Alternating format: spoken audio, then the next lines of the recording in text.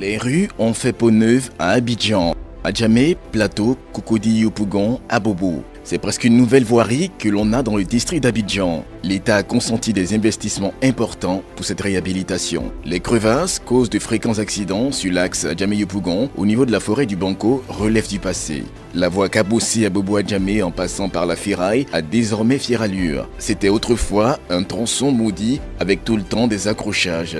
À Djamé, carrefour 220 logements, le casse-tête dans la conduite n'existe plus. La circulation est devenue beaucoup plus fluide. Nous sommes à Djamé à la Liberté.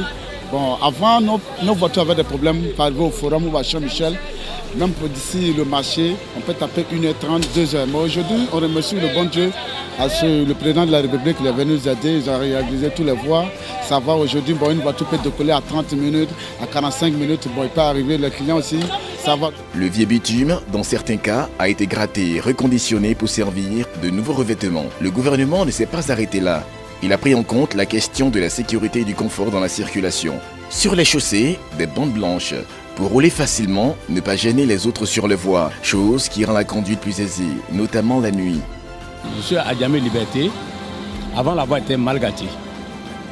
Et maintenant, ils ont repris, ils ont très bien fait. Ça va pour nous.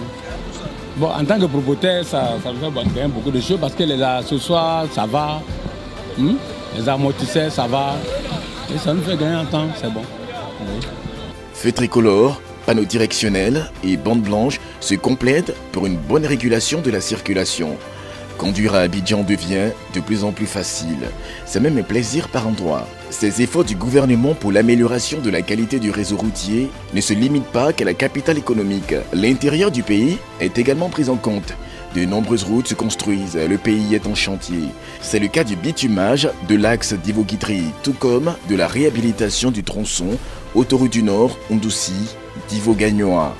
Bon, apparemment, c'est bien fait, c'est bienvenu, puisque ça va permettre aussi la facilitation de la circulation, surtout des biens et des personnes. C'est vraiment important pour la société. Ça dépend, quand on part sur Gagnoa, ça nous prend pratiquement 3 heures.